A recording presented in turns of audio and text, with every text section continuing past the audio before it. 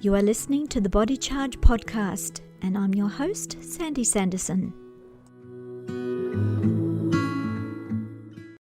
Welcome to the Body Charge podcast.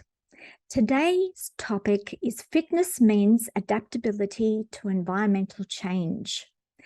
And I'm very honored to have a special guest, Michaela. I should know Michaela. Michaela is my daughter, but not really. This Michaela is different to my daughter, Michaela.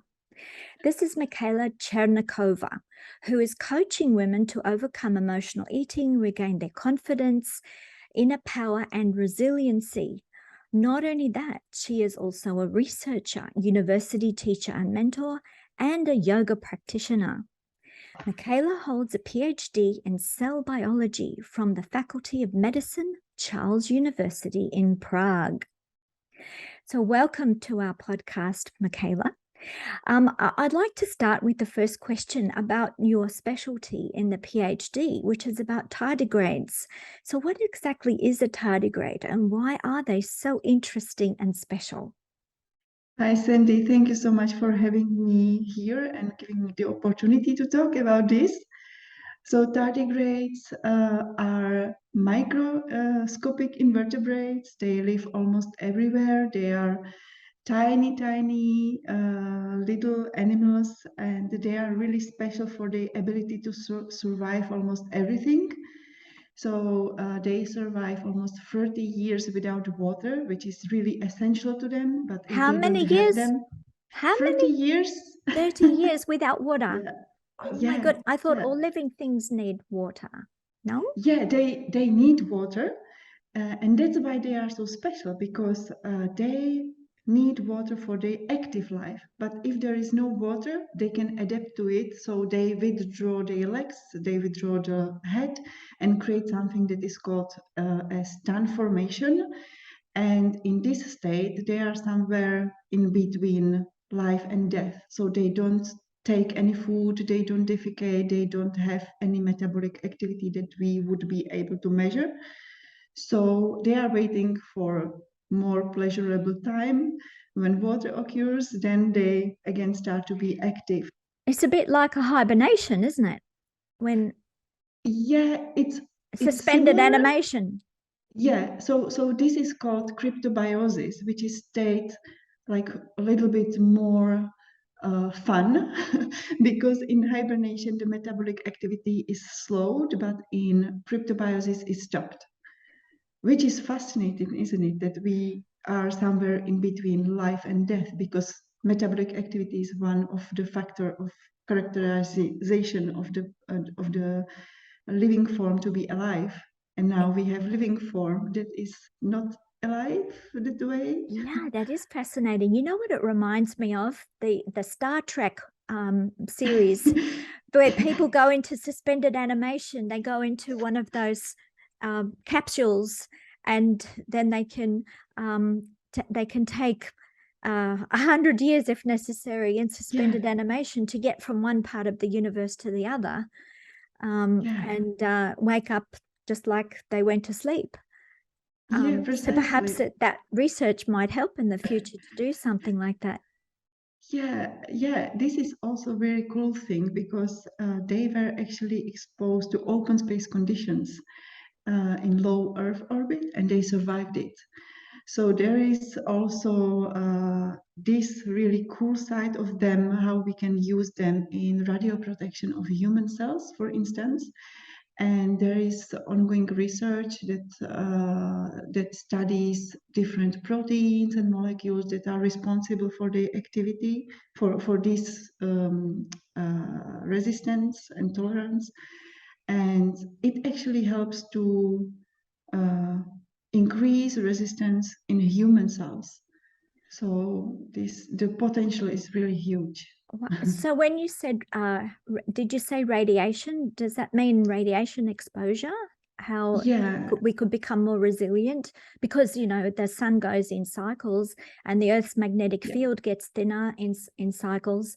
And then we are exposed, you know, the ozone layer gets bigger. We are then exposed to more cosmic rays, more radiation. And then there's our own technology on the Earth, more EMFs, more radiation from many sources. So we probably should be looking at something that makes us more resilient. Yeah, so they have this unique protein that is called DSUP, damage suppressor protein, and this protein actually covers the DNA, so it helps the DNA to be protected against the breaks. And when this protein is overexpressed in human cells, it increases their resistance to irradiation by 40%, which is not neglected number. And it works That's in plant significant. cells as well. Yeah. Yeah. Yeah. So potential is there, and we need more researchers. Yes, absolutely. Well, I know my specialty is in magnesium. So we make Elektra magnesium skincare products for absorption transdermally. Yeah. And I know from various studies that I've read that magnesium is essential in DNA repair and the DNA repair mechanism. So, and it's so ubiquitous and needed by all living things on the planet.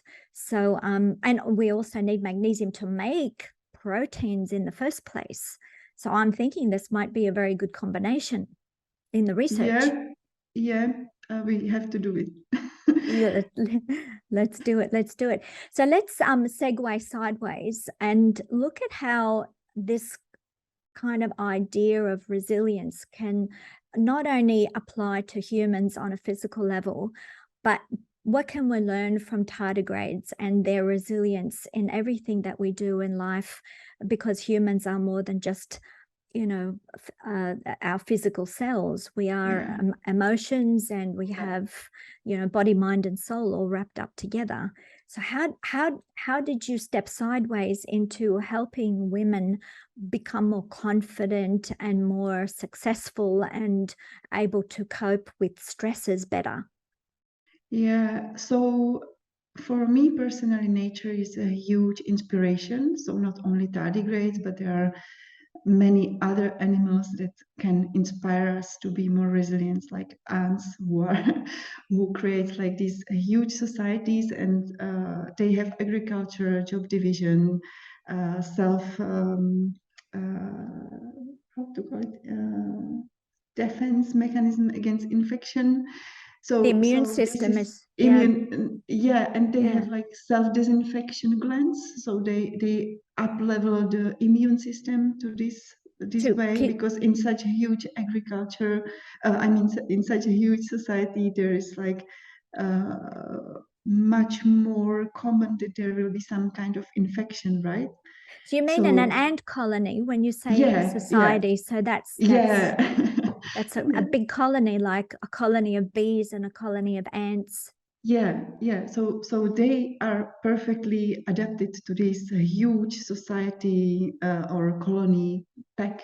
So this is actually something that we can learn from them as well. And with tardigrades, like you very nicely mentioned that resilience is not only this physiological and physical things, but it is also mental and emotional adaptability to like internal and external triggers. It is also our adaptability to deal with some traumatic experiences and with difficult experiences that we just are exposed to. So it is for me set of skill sets and healthy coping mechanisms. Humor is one way how to do it, and as you mentioned, yoga. Like there's beautiful many techniques that we can include in the session, like laughter yoga, which is really helping. Laughter yoga. Oh my gosh. Tell me more about that. Laughter This is yoga. wonderful. Yeah, because sometimes I do we yoga tend to be exercises, but I must say I don't laugh while I'm doing it. you can laugh like every day. You can just start small, so you can, stand in front of the mirror and show yourself the teeth, so your body directly start to be in that laughter mode and Yeah. and release all the hormones. So if you stand like this at least for 10 minutes, you will be in much better mood, even if you are really low. You know And that then there have been yeah, studies there to do with the muscles in the face. So if you don't feel like smiling, but you force the smile, yeah, after a while, the muscles send messages to the brain. You should be feeling happy to go with this smile because the muscles are in this position. So you have to yeah. kind of fake it till you make it, right? Yeah, and Yeah. this is what I want people to realize, that we think that emotions are us, that they are inside of us or they come to us, but we are actually responsible for them and we can work with them, which I don't mean to pretend that this emotion is not happening. This is not what I'm saying, but I'm saying that if you are in one emotion for too long time, it's maybe time to change it, and you can change it by changing the physiology of the body. So you can, just raise up your hands, and then automatically when you celebrate, you just raise your hands up to your head and start to smile, right? So if you remind yourself this celebration practice, you start to be more happy actually.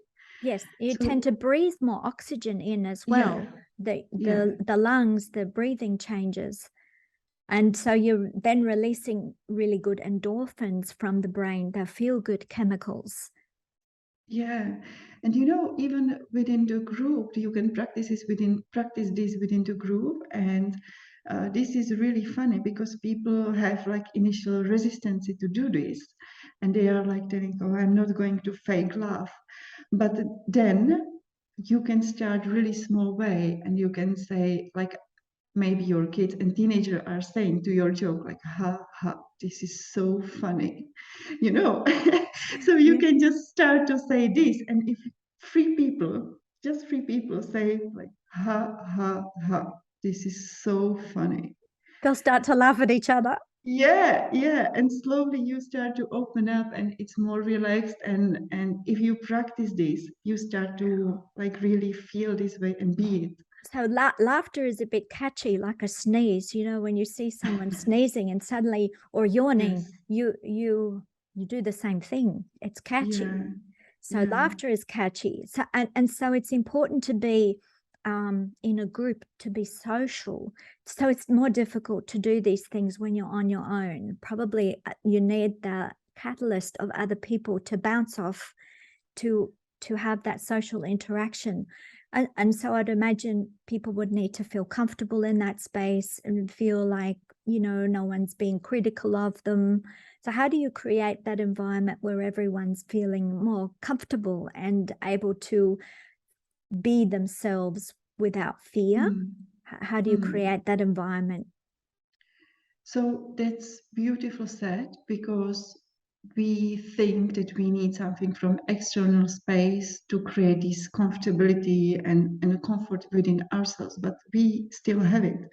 So first step would be like be in tune with yourself and find what are your needs and how you can be actually authentic within you. And this is also one thing that I think, especially for women, it's important to know to be really vulnerable, which doesn't mean to be exposed in dangerous situations, but it means to be in tune with the emotions and actually like find a way how to express yourself in a way that is respectful to yourself actually, and respect for others as well, because we think often, I this is what I experience with women, that they think that being emotional means they are weak, especially when they were grown up in families where they have at least one authoritative figure, or all these limiting beliefs that we were taught as we were young, that toughen up, or don't cry, otherwise I will give you reason why, and this sticks in our heads maybe until really late age, and then we struggle with this. I remember that.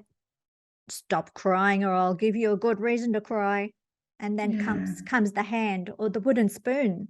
That was the yeah, old days. They don't do it now anymore, I heard. Yeah, but then if you don't allow yourself to actually really express it, you hold it and then it creates tension. And Yes. then you start to cry in unexpected situations, and then you are told you are sensitive. So one way how to practice this is actually, and that worked for me very well, because there is also this huge trend of toxic positivity. You have to be positive and only positive, and there is nothing negativity, and I love everything and everyone.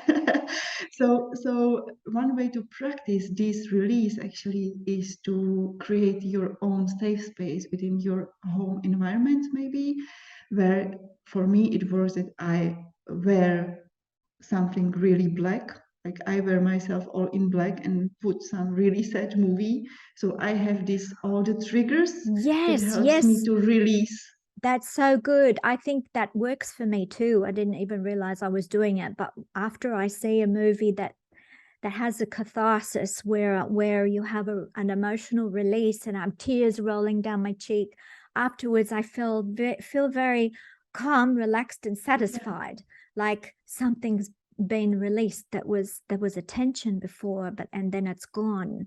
So I think that's how the old fairy tales worked as well. They have a story where there's fear of the boogeyman, fear of something bad, and then you have a challenge and you overcome the challenge, and then the fear goes, and then there's a release. So that's very Yeah, important for yeah, human and precisely. And interaction. also,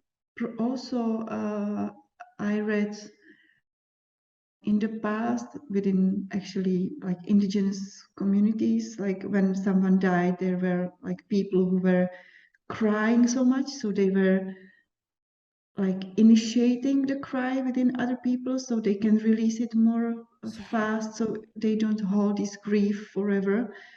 In some societies it's because like there this. is a benefit to tears. Yeah, Actually, when you cry, you're releasing pain-killing chemicals. They actually numb the pain. So there's a very good biological reason that we cry. And if you bottle it up, you only increase the tension. And then I think internally that makes the body a bit more acidic because yeah, of the stress chemicals that can't be yeah, released, can't be washed out. yeah, precisely. So it's not only about that everything is positive, but I think this like permission to yourself to release these emotions in physical way, it's really important. And it doesn't make you weak because you feel more liberated, more in control actually of your emotions, and you don't hold this tension. And also, as I mentioned, this aunt and cooperation, I think it's really important to actually talk and discuss things that bother you, and don't hold them inside.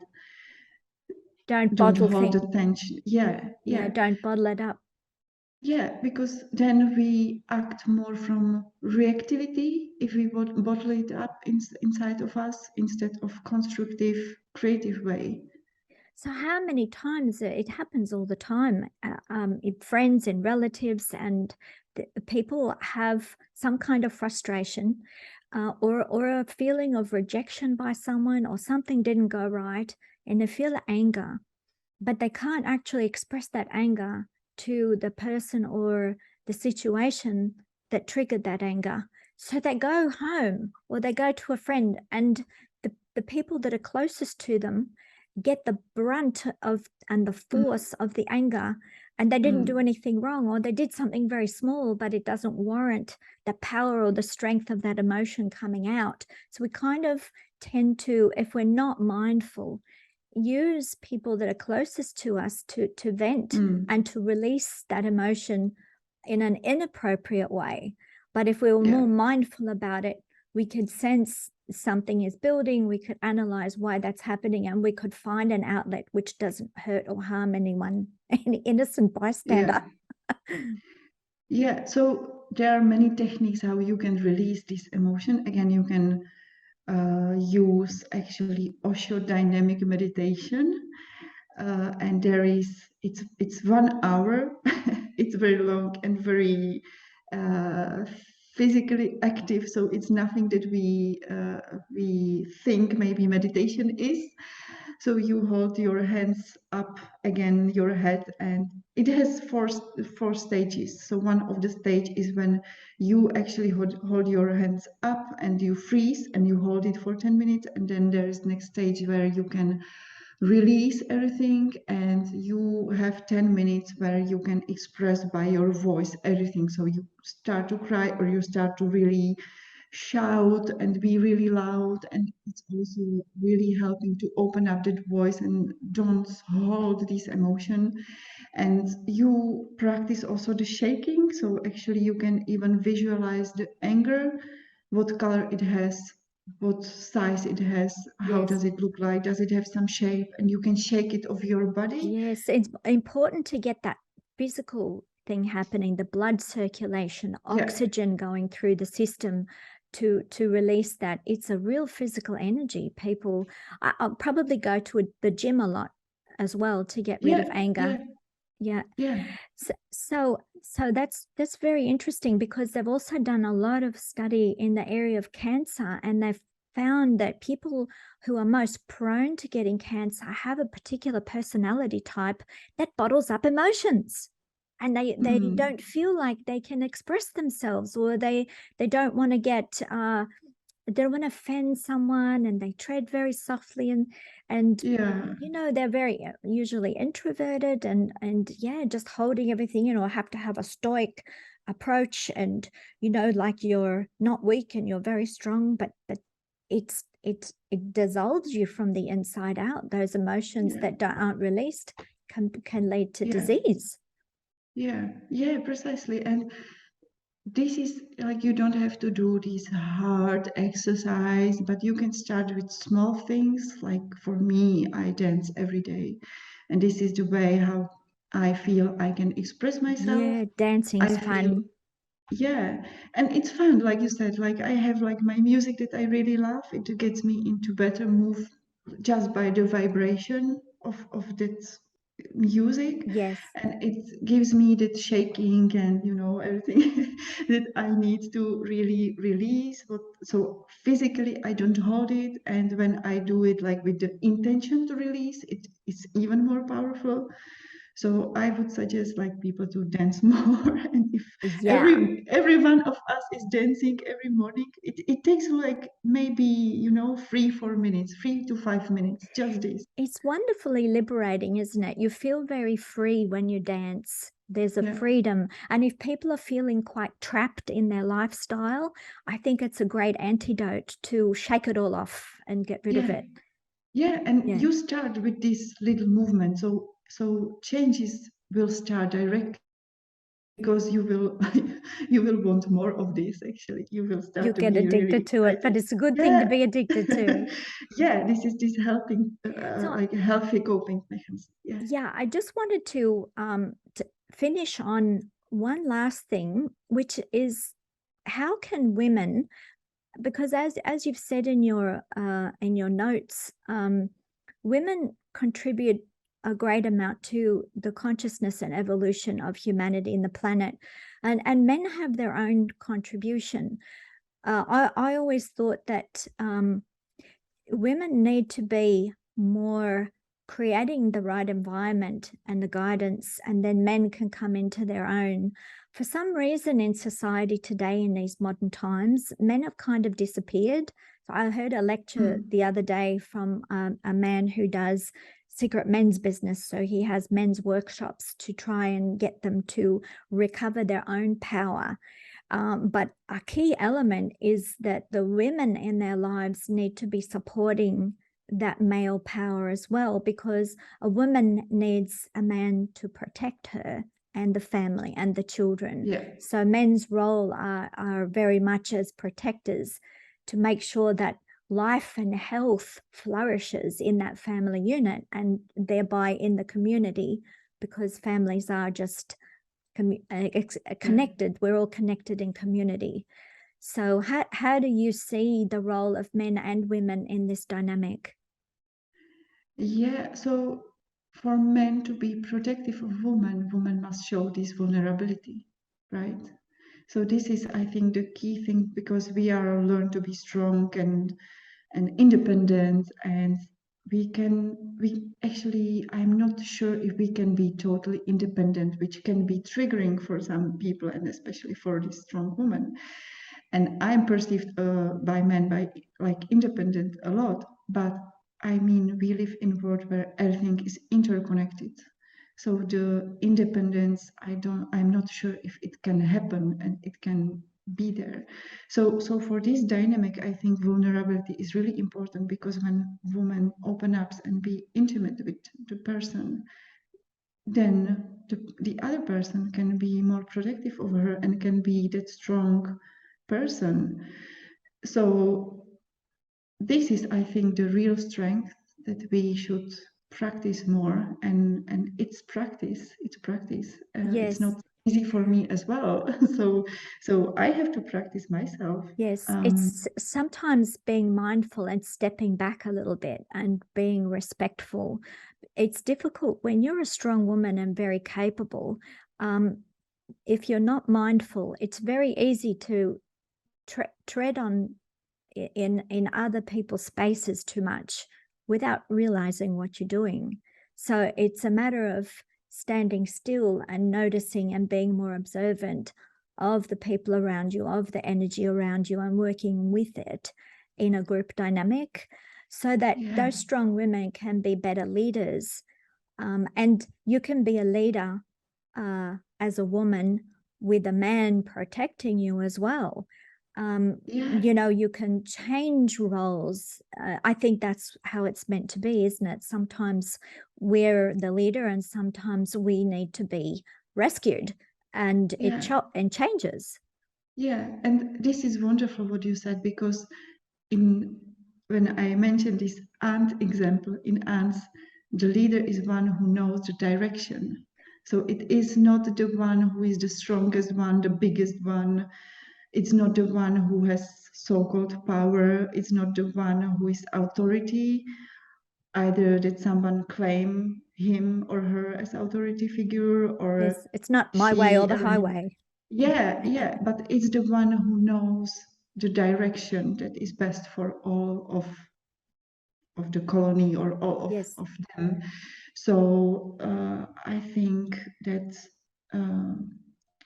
this is way where we should go to know actually where is direction of our life. Yes, And when we and know this direction, then we lead it, and we are more empowered actually. empowered to live a good life and a happy life with lots of dancing and singing and yoga and lots Yes, of absolutely. hugging and lots of respect, because everyone has something good to contribute. So I think, you know, sometimes when we're not mindful, we're tempted to just be overly critical. And when that happens, we're actually criticizing ourselves. Yeah. 100%. So So good is even to take journal, to write a journal.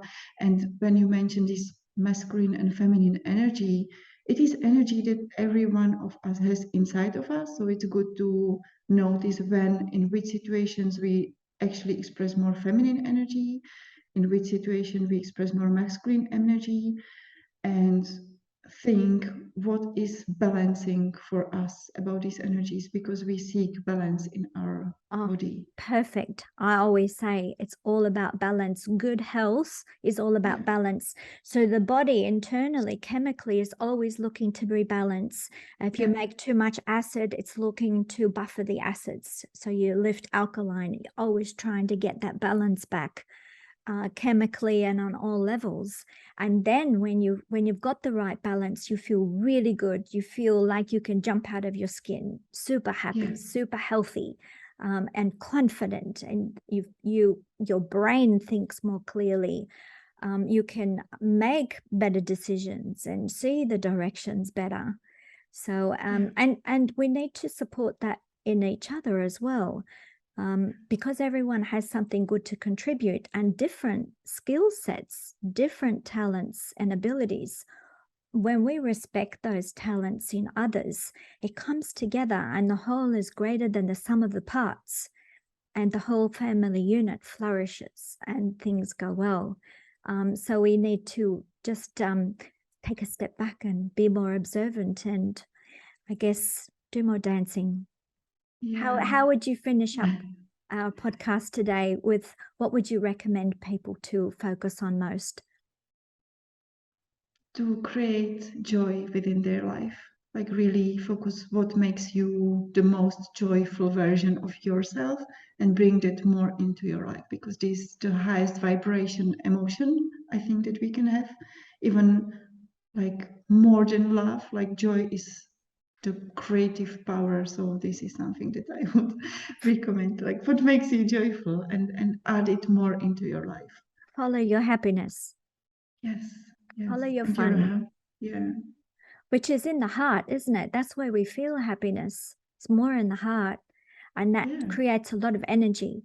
Think of how much energy you need to be happy. You need a lot of energy. So people who are depressed really have no energy. It's depression of energy. So to get energy, you need to work on many levels to rev up the energy to feel that happiness.